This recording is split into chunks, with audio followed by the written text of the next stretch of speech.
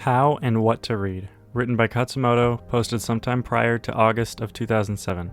This is a narrator's note. Khatzumoto talks about an article in this and kind of discusses it.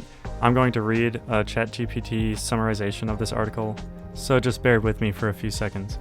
Nick Hornby's article encourages readers to prioritize enjoyment in their reading choices over obligation or cultural pressure.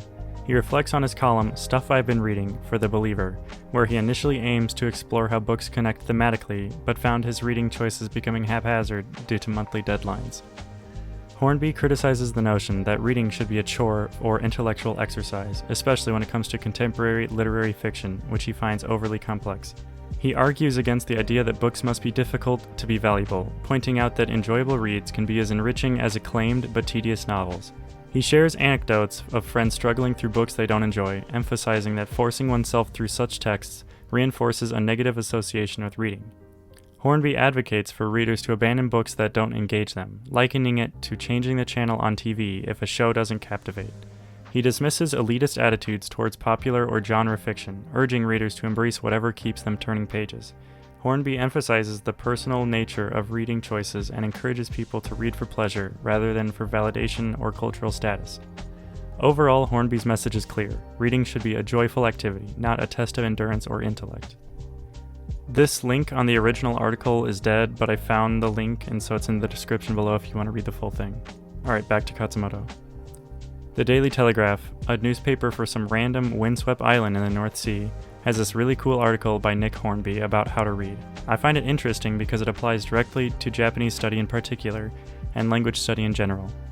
A lot of people sneer at manga readers and anime watchers. They're not serious learners and they're not doing real Japanese. First of all, WTF?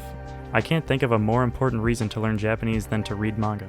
Secondly, what the intellectual snobs fail to realize is that it actually takes a steaming buttload of intelligence, whatever that means, background knowledge and kanji competency to be able to make one's way through a Japanese comic. It's fun, well for me at least, don't get me wrong, but it took the largest single self-directed mental effort of my life thus far to get to the point where I could just enjoy a manga, and Japanese kids are no different. You actually have to be pretty freaking smart and literate to read a comic book. So, not only is reading for pleasure the only reading that's really worth your time, but it's also a seriously fun and worthy intellectual exercise.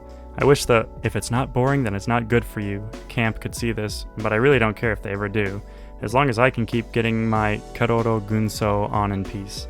By the way, my favorite gem of Hornby advice comes when he suggests that we change books, just like we change the channel.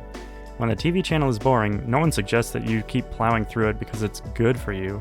Similarly, if the book is boring you, close it and open a better one, or skip the boring part and go to the fun section. Life is too short and there is too much information out there for you to be attempting to process all of it. You must be selective, and the best selection criterion is what you like. I know, hearsay right? But it's true, Hornby is right.